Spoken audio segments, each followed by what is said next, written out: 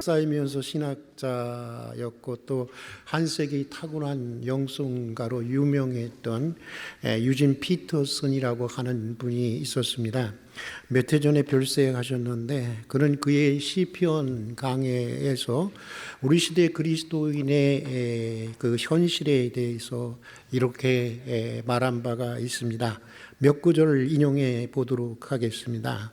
세상의 복음에 대한 흥미를 유발시키는 것은 그리 어렵지 않다. 그러나 그 현실을 지속시키는 것은 극도로 어렵다. 우리 문화권만 해도, 여기서는 영미 문화권을 얘기하는 거죠. 우리 문화권만 해도 결신자가 수백만에 달한다. 그러나 감소율은 가공할 만하다. 여기저기서 간증은 무성해도 성숙한 그리스도인의 제자됨의 증거들은 옹색하다. 연예 프로그램처럼 목사의 설교도 포장이 색다르면 불티나게 팔리지만 그리 오래가지 않고 대중들은 다시도 새로운 것을 요구하고 소비하게 된다. 방대한 규모의 종교 체험 시장에 비하면 우리나라도 그렇죠. 어마어마한 종교 체험의 시장들이 있죠. 뭐 여러 가지 간증책이라든가 간증 강사라든가 체험의 시장에 비해서 인고의 덕을 쌓아가는 열정은 점점 더 고갈되어 버리는 것 같다. 2000년 전 초대교인들처럼 믿음에 자신의 모든 것을 거는 사람은 별로 없고 오랜 수도 생활과 같은 신앙의 훈련을 하겠다는 사람들도 거의 없다. 입만 무성하고 열매가 없는 저주받은 무화과나무 같은 현대 성도들의 모습을 그려주고 있습니다. 그래서 목사님은 순례자가 되어야 할 이 성도들이 관광객 같은 모습으로 살아가고 있다고 비평하고 있습니다. 사람들은 이제 더 이상 자기가 믿는 신앙에 자신의 전부를 걸지 않는다고 하는 것입니다. 많은 곳을 구경하고 싶어하는 관광객들처럼 인생의 몫을 가급적이면 여러 곳에 분산시켜 놓는다고 하는 것입니다.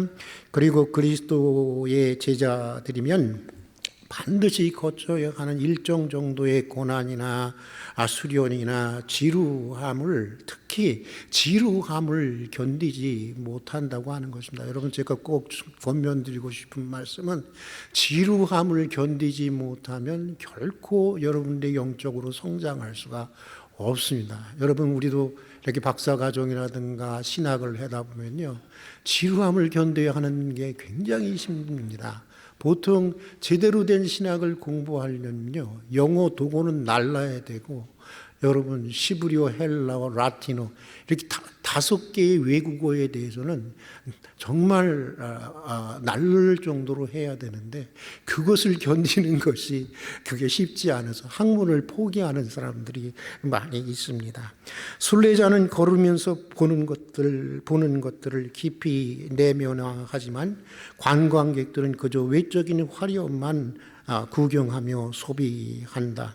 당장 눈에 보이는 결과를 요구하고 지금 이 세상에서 누리는 편안함과 성공과 재미와 즐거움을 너무나도 중요하게 여기는 나머지 한 평생을 순례자로 부르셨음에도 불구하고 순례자로보다는 관광객으로 살아가고 있다는 것입니다. 그러면서 오늘을 살아가는 현대 그리스도인들에게 관광객에서 일평생 변함없이 한 길 가는 순례자가 되기를 촉구하고 있습니다. 우리 시대 교회의 기용적인 현실, 우리 교인들조차 오늘 우리 시대의 교회에서 희망을 발견하기가 어렵다고 하지 않습니까? 그만큼 기용적인 현실이 된 이 오늘 우리 시대의 교회를 치유하는 길은 오직 관광객과 같은 교인들에서 순례자로서의 정체성을 찾는 데 있다라고 분명하게 말씀해 주고 있습니다.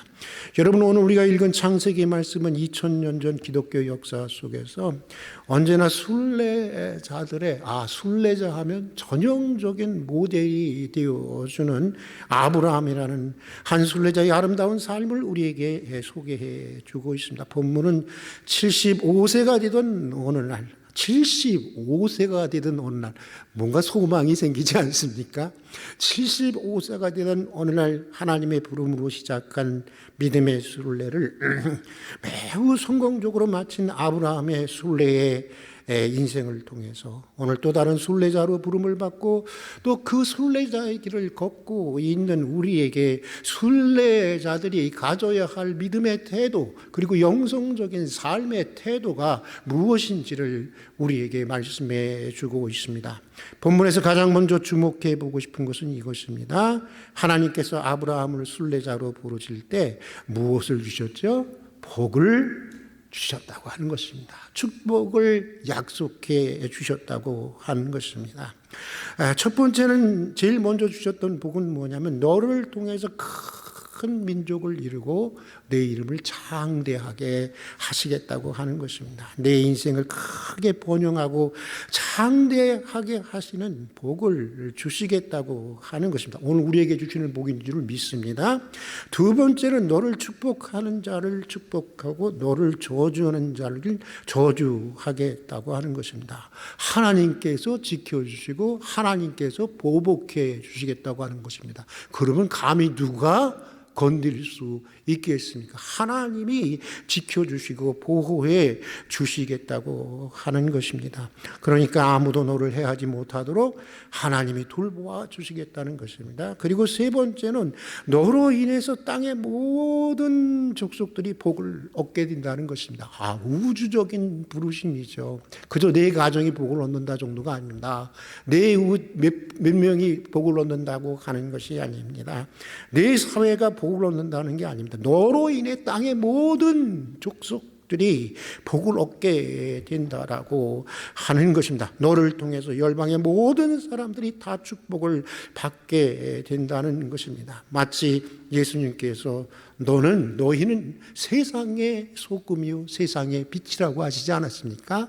한 가정의 소금이나 한 가정의 빛이 아니라, 여러분, 한 사회의 소금이나 한 사회의 빛이 아니라 코스모스, 세상, 우주라는 뜻입니다.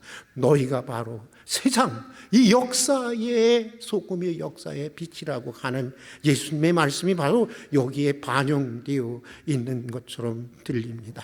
여러분, 이렇게 하나님께서는 아브라함을 부르셨을 때, 순례자로 부르셨을 때 제일 먼저 그에게 주신 것은 바로 축복의 약속이었습니다. 물론 성경에 나오는 모든 믿음의 사람들의 여정이 그렇듯이 하나님의 부름을 따라 살아가는 순례의 여정이라고 하는 것은 순탄한 것만이 아닙니다. 고난이 있습니다. 실패도 있습니다. 시련도 있습니다. 시험도 있습니다. 그런가 하면 오랜 시간의 훈련과 인고의 덕을 쌓는 열정과 때로는 목숨을 건 모험도 요구하기도 합니다. 그러나 그럼에도 하나님의 부르심에 순종함으로 시작되는 이 우리들의 순례의 길은 본질적으로 가장 밝고 가장 안전하고 가장 즐겁고 가장 모험적이고 가장 확실하고 가장 소망스러운 길이라고 하는 것입니다. 아브라함을 순례자로 부르시면서 그에게 약속하신 하나님의 복들은 우리가 지금 가고 있는 순례의 여정의 성격이 본질적으로 십자가를 지라 그러니까 늘 우울해 있어요. 좀 뭔가 이렇게 찌들어 있고 뭔가 기대하는 게 없어. 예수 믿으면 이 세상에서 망할 것만 같은데 그런 것이 아니라 본질적으로 하나님이 부르신 이 순례의 여정의 성격은 바로 축복의 여정이라고 하는 것을 말씀해 주고 있는 것입니다. 그러기에 본문은 우리로 기꺼이 아브라함 같은 순례자가 되기를 독려하면서 어떻게 하면 우리 모두가 아브라함과 같은 모든 시대 모든 순례자들의 그 축복받는 모델이 되는 순례자가 될 수 있는가를 우리에게 소개해 주고 있는 것입니다. 본문은 아브라함과 같은 순례자가 되기 위해서는 제일 먼저 과감하게 떠나야 할 것을 떠나야 한다라고 말씀해 주고 있습니다. 머뭇거리지 말라는 것입니다. 지체하지 말라는 것입니다. 아브라함처럼 하나님이 떠나라고 하는 자리를 즉시 박차고 일어나 떠나라고 하는 것입니다. 머뭇거리거나 지체하다가는 노새 처와 같이 뭐가 될 수 있어요? 소금 기둥이 될 수가 있다라고 하는 것입니다. 즉시 떠나야 한다고 하는 것입니다. 죄의 자리만 떠나야 하는 것이 아닙니다. 75년이라는 세월 동안 자기 전생애를 바쳐서 이루어왔던 75년 동안의 세월 그 생애를 전생애를 바쳐서 이루어왔던 본토 친척 아비 집에 자기가 이루어왔던 그 모든 것으로부터 떠나야 한다라고 하는 것입니다. 다시 말해서 나 이만큼 수고했어. 나 이만큼 고생했어. 내가 이만큼 그래서 이루었어 라고 하는 자기의 자기 공로 자기 수고를 내세우는 자리로부터 모든 자리로부터 떠나라고 하는 것입니다. 가정에서도 그렇고 교회에서도 그렇고 직장에서도 그렇습니다. 자기를 내세우는 그런 자리로부터 즉시 과감하게 떠나야 한다라고 하는 것입니다. 하나님이 알아주시면 그뿐인 것입니다. 심지어 가나안 땅에 이르러서도 영원한 본향인 천성을 바라보면서 거부였음에도 불구하고 한평생 자기의 집을 가지지 않고 그저 텐트를 치고 살았던 아브라함처럼 인생의 마지막 순간까지 저 천성을 향하여 우리의 본향을 바라보며 계속해서 나그네처럼 떠나는 삶을 살아야 한다라고 하는 것입니다. 시편에는 순례자들의 노래라고 불리우는 아주 아름다운 시편이 있습니다. 시편 120편에서 134편까지의 시편들인데 15개의 시편들이 바로 그것들입니다. 그런데 이 시편들에 대해서 윌리엄 포크너라고 하는 이 학자는 이렇게 묘사한 적이 있습니다. 이 순례자의 노래거든요. 성전에 올라가는 노래이기도 하고, 그러니까 시편의 이 노래들은 기념비가 아니라 발자국입니다. 기념비에는 난 이만큼 해낸노라고 적어 놓고 있습니다. 그러나 발자국은 그 다음 발자국으로 뗄 때까지 나는 단순히 여기 머물다 가노라 라고 말하고 있습니다. 순례자들의 삶은 내가 이만큼 이루어노라 하는 기념비가 되어서는 안 된다는 것입니다. 머물지 않고 그 다음에서 계속해서 떠나는 하나의 발자국이 되어야 한다라고 하는 것입니다. 오래전 어느 유명한 은퇴 목사님께서 이런 그 강연을 제가 참여했는데 아주 목사들에게는 쇼킹한 그런 말씀을 하셨어요. 이런 말씀을 하셨어요. 나는 목사를 그만두고 나서야 목사로 부름을 받았다는 것을 알게 되었습니다. 여러분 어때요?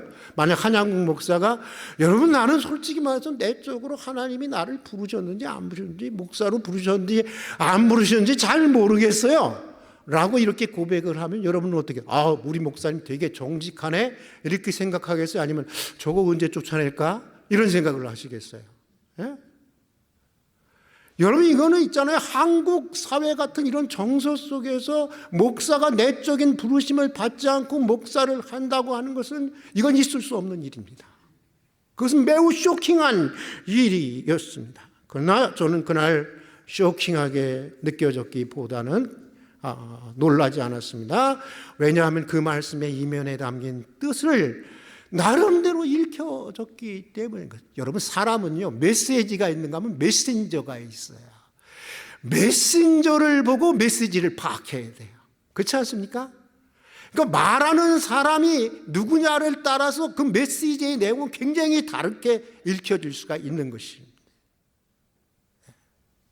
근데 그 메신저가 매우 훌륭한 목사님이었기에 저에게는 이렇게 그 이면적인 뜻이 읽혀졌습니다. 여러분, 나라고 해서 여러분들처럼 목사로 부름받지 못했겠습니까?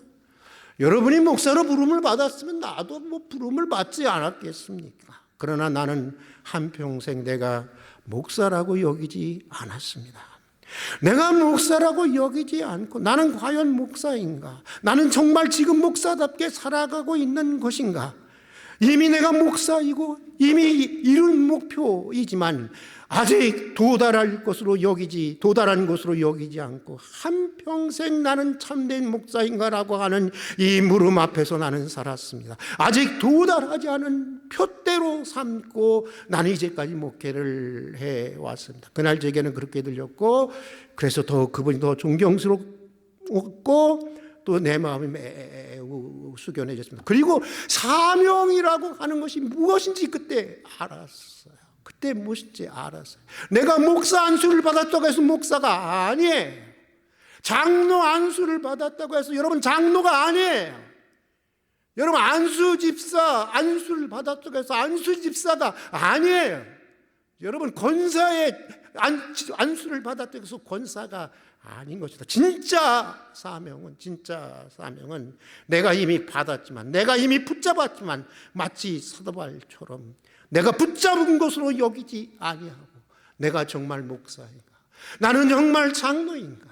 나는 정말 권사인가? 나는 정말 안수 집사인가? 나는 정말 그리스도인인가? 정말 자신을 이룬 것으로 여기지 않고 내 앞에 물음으로 나의 표대로 삼고 살아가는 사람, 그가 진짜 사명자라고 하는 사실을 저는 비로소 알게 되었습니다. 여러분, 순례자의 삶은 기념비가 아니라 계속해서 그 다음으로 떠나는 발자국의 삶이 되어야 하는 것입니다. 특별히 본문은 하나님보다 더 사랑하고, 하나님보다 더 의지하고, 하나님보다 더 자기 안전의 근거로 삼고 있는 모든 것으로부터 떠나야 한다고 하는 것을 말씀하고 있습니다. 여러분, 당시에는 참 이상한 풍습이 있어요. 어떤 풍습이 있었냐면 지나가는 나그네의 목을 베어와야 성인으로 인정이 된다는 거예요. 와, 참 몬도관에도 아니고 그게. 그러니 여러분, 본토 친척 아비집을 떠난다는 건 무엇이겠습니까? 그건 목을 내놓아야 하는 일인 것입니다. 하나님을 절대적으로 신뢰하지 않으면 감히 떠날 수 없는 길이었던 거예요. 그런 길이었던 것입니다. 그러니까 이런 것입니다. 오직 하나님에게서만 자기 안전의 근거를 두는 법을 하나님은 아브라함에게 순례자로서 배우게 하기 위한 것이었습니다. 인간적이고 세상적인 모든 안전의 근거에서 다 떠나라는 것입니다. 내 고향, 친척, 아버지, 내 내가 의지하는 그것들로부터 다 떠나라는 것입니다. 오직 하나님만 의지하는 것입니다. 하나님에게서만 내 안전의 근거를 찾으라는 것입니다. 하나님이 아브라함을 부르실 때 목적지를 말하시지 않는 이유도 그런 것입니다. 그를 불렀을 때, 야, 가나안 땅으로 너를 보내려고 하는 거야, 이렇게 말씀하시지 않았어요. 그냥 떠나. 어디로요? 하루하루 내가 가르쳐 줄게. 그냥 하루하루 의지하면서 그렇게 떠나게 하신 것입니다. 하나님만 의지하고 오직 하나님의 인도하심만 받고 살아가야 한다고 하는 것, 그것이 바로 믿음의 삶이고 그것이 바로 순례자의 삶인 것을 깨닫게 하기 위한 것이었습니다. 순례자의 노래 중에 우리에게 큰 용기를 주는 시편이 있습니다. 시편 121편이 그것입니다. 이 시편은 이렇게 시작하고 있습니다. 내가 산을 향하여 눈을 들리라.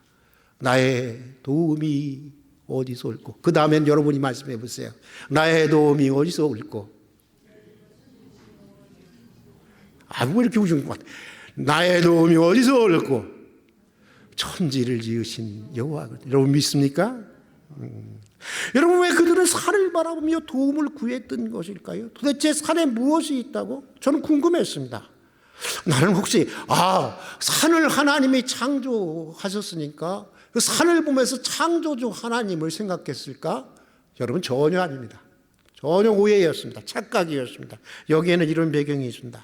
이 시편이 쓰일 당시 이 사람들은 영험해 보이는 산들에는 이방 산당들이 들끓고 있었어요. 지금도 여러분 영험해 보이는 산들 고사도 지내잖아요.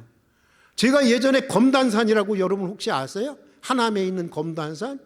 그 밑에 살았는데 1년에 한 번씩 여러분 동네 사람들이 가서 제사 지냅니다. 영험하다고 여러분. 옛날에도 그랬다는 거죠. 그 안에는 아주 다양한 이방 신들의 그런 그 산당들이 들끓고 있어요. 영험하고 효험이 있다고 하는 그런 산당들이 들끓고 있습니다. 그러니까 여기서 산을 바라보면서 도움을 구한다는 건 뭐예요? 예루살렘으로 가는 순례의 길에서. 순례의 길은 뭐예요? 순례자인데 예수 믿는, 아니 하나님 믿는 사람들인데도 불구하고 순례자들이 이런저런 어려움을 당할 때 당장 산과 같이 눈에 보이고 영험해 보이고 우람해 보이고 힘이 있어 보이는 곳에서 자신의 안전을 확보하려고 하는 그런 허약한 믿음의 현실을 보여주고 있는 것입니다. 여러 번 얘기했지만 지인 목사님부터 들은 이야기입니다. 이분은 매우 부유한 처갓집을 둔 목사님이 계신데 한 번은 내가 아는 친구 목사님에게 이렇게 고백을 하더라는 것입니다. 내가 참 큰일이야. 목사인데 그래도 명색이 목사인데 그래서 뭐가 그렇게 큰일이야? 그랬더니 글쎄 있잖아. 교회에 문제만 생기면 그럼 문제 생기면 기도해야지. 그래 내가 기도는 하기는 하는데 기도를 하면 이게 하나님이 생각이 나야 되는데 자꾸만 우리 장인만 생각나네. 자꾸만 이게 처가댁만 생각이 나네. 나는 얼마나 다행인지 몰라요. 나는 시댁도 그렇고 그쪽도 그렇고 뭐 의지할 데가 없어요. 하나님만 바라보는 게 그래도 다행인 것 같아요. 목사님이 그러면서 깔깔대고 웃었다는 거예요. 근데 이게 웃을 일입니까? 이게 웃을 일이에요? 솔직히 말해서요. 대한민국 성도들 가운데 이런 것으로부터 자유로운 사람 몇 안 됩니다. 저도 자유롭지 모르겠어요. 여러분 거의 모든 성도들이 이렇게 살아갑니다. 물에 빠진 사람들이 지푸라기로 잡으려고 한다고. 사람들은 일단 위기와 시련에 빠지면 여러분 어떻게 되는지 알아요? 보이지 않는 하나님을 찾기보다는 당장 눈에 보이고 도움이 될 것 같은 세상에 힘 있는 것, 뭔가 효염이 있는 것, 영험한 것들을 찾게 되는 것입니다. 심지어 여러분 효염이 있다는 무당들이나 영험한 도사들을 찾는 사람들이 얼마나 많은지 모릅니다. 나는 그런 사람들 많이 봤어요. 그런데 그거 부끄러워하지도 않더라고요. 그걸 목사한테 막 얘기해. 오늘 다녀왔어요. 이거 징계해야 되는데 이걸 어떡하지? 교회의 거룩함과 순수함을 지켜가야 되는데. 여러분 저로 하여금 번민하지 않게 해주십시오. 정말 여야를 가리지 않고 요즘 같은 선교철만 되면 여러분 다 아시는 얘기 아니에요. 예수 믿는 정치인들 중에도 선거철만 되면 그런 사람들에게 몰려든다고 하는 것은 나는 공공연한 일입니다. 비밀도 아니에요. 여러분 우리나라 대통령 된 장로니 여러분 이런 사람들을 다 예수 믿었다는 사람들도 다 여러분 어떻게 해요? 묘자리 옮기고 뭐 옮기고 다 그러잖아요. 김대중 씨 천주교 다닌다고 거기는 하나님 안 믿는 건가? 근데 왜 묘자리를 옮겨요? 묘자리를 옮기긴 여러분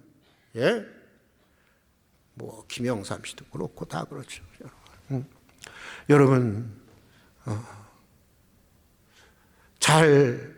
사람들은 하나님보다 눈에 보이지 않는 하나님보다 당장 눈에 보이고 뭔가 효과적이고 즉시 응답해주는 영험한 무언가를 의지하려고 하는 것입니다. 천국인가 탁구공인가 축구공인가 하는 사람들이 그런 사람들은 아닙니까? 여러분 아세요? 당장 효험을 보기에 가장 빠른 건 귀신입니다. 제가 그래서 그래요. 당신들 그렇게 세상적으로 축복을 받고 싶어요? 세상적인 것들을 받고 싶습니까? 그러면요 즉시 효과가 있는 건 무당들이에요. 거기 찾아가세요. 근데 이거 알아야 돼요. 여러분 결국은 망하게 합니다. 이거 알아야 돼요. 왜냐? 귀신들이 원래 그런 존재거든요. 귀신의 이름이 뭔지 아세요? 성경에? 바알세불, 아블론이라고 했어요. 바알세불은 뭐냐면 쓰레기 대왕이라는 거예요. 파리 대왕이라는 거예요. 왜 파리 대왕일까요? 파리들이 들끓는다는 거. 왜? 인간을 쓰레기처럼 만드니까. 아블론이 뭔지 아세요? 살인자, 파괴자라는 뜻이에요. 귀신은 결국 그렇게 만들어요. 여러분 가만히 보세요. 귀신들을 의지했던 사람들은 결국 조선 역사를 봐도 그렇고요. 역사적으로 봐도 그렇고 다들 그 끝이 좋지 않았습니다. 여러분 그렇지 않습니까? 여러분 시편 121편은 이런 허약한 믿음의 현실을 고발하면서 설령 태산같이 힘이 있어 보이고 영험해 보여도 그것들을 절대로 의지하지 말라는 것입니다. 그래봐야 다 하나님이 지으신 피조물에 불과하다는 것입니다. 순례자들의 안전을 가장 확실하게 또 가장 완벽하게 보장해 주시고 지켜줄 수 있는 분은 오직 누구라고요? 천지를 지으신 여호와시라고 하는 것입니다. 하나님은 사람을 통해서 역사하신다. 예, 맞습니까? 틀립니까? 틀려요? 맞아요? 맞죠, 여러분. 하나님은 사람을 통해서 역사합니다. 저도 문제가 생기면요, 힘 있는 사람들 기도하면서 찾습니다. 이 사람을 어떻게 도울 수 있을까? 내가 알 수 있는 모든 인맥을 동원합니다. 예? 그런데 여러분, 이 말은 맞는 얘기인데, 그런데 우리가 정직하게 스스로 물어봐야 돼. 양심에 걸고. 내가 하나님을 더 의지하는지, 아니면 하나님이 붙여준 것 같은 힘 있는 사람들을 더 의지하고 있는지, 솔직하게 거짓 없이 하나님 앞에 자신을 살펴봐야 되는 것입니다. 여러분, 우리가 순례자로 부름을 받고 순례의 길에 들었다고 해서 우리가 당장 무지한 에덴 동산의 삶으로 돌아가는 건 아니에요. 갑자기 초자연적인 신비나 황홀경을 체험하며 살아가는 것도 아닙니다. 아브라함이 그랬듯이 우리도 여전히 거칠고 험한 이 세상 속에 사는 것이고, 또 악한 세상 안에서 고난도 당하고 실수도 하고 죄도 짓고 사는 것입니다. 맨날 죄 짓고 살죠, 솔직히 얘기하면. 그러나 순례가 시작되면서 우리에게 일어나는 중대한 축복의 변화는 이것입니다. 이제 아침 안개처럼 잠깐 머물다가 가는 세상으로부터, 지난주까지만 해도 여기 앉아 있었어요, 저쪽에. 그 다음날 제가 가서 장례 치렀어요. 아세요? 예전에 그 자리에는 누가 앉아 있었어요? 어느 날 없어졌어요. 그게 인생이에요. 여러분들도 저도 몰라요. 그 자리에 내가 다음 주에 있을지 없을지. 여러분, 안개처럼 잠깐 머무는 세상으로부터 영원한 천성을 향하여 우리는 나아가는 것입니다. 이게 순례자에게 주어진 축복의 변화입니다. 이제 예수 그리스도의 대속의 죽음을 통한 하나님의 용서가 매일매일 우리를 깨끗하게 해주시고 정결하게 해주시고 새롭게 합니다. 믿습니까? 이제 그리스도 안에서 하나님으로부터 오는 은총이 우리의 영혼에 새로운 활력을 불어넣어주고 우리의 삶을 생기있게 만들어 주는 것입니다. 그리고 인간 본래의 아름다움으로 우리를 변화시켜 나아가는 것입니다. 그러면서 이제 우리는 하나님의 영광스러운 신적인 성품과 삶에 참여하게 되는 것입니다. 여러분, 신학적으로 이것을 가리켜서 하나님의 영광을 위해 산다는 거예요. 저는 옛날에 하나님의 영광을 위해 산다는 말이 얼마나 시험이 되는지 몰라요. 내가 하나님의 노예야? 하나님의 도구야? 하나님의 수단이야? 여러분, 그런 생각 해본 적 없어요? 니체라는 인간이 있어요. 무신론자의 대표적인 사람인데, 그 사람이 그랬어요. 그리스도인들은 노예적 근성을 가진 인간들이라는 거예요. 하나님의 영광을 위해서 사니까. 여러분, 하나님의 영광을 위해 산다는 건 그런 것이 아닙니다. 하나님은 우리를 한 번도 노예로, 도구로, 수단으로 여겨본 적이 없습니다. 우리 하나님에게 있어서 우리는 자기보다 더 소중한 삶의 목적이에요. 그러니까 아들을 내어주신 거 아니겠어요? 예. 그러니까 우리가 하나님의 영광을 위해 살아간다고 하는 것은 하나님의 성품과 하나님의 영광스러운 삶의 방식에 참여하는 삶을 살아간다라고 하는 것을 의미하는 것입니다.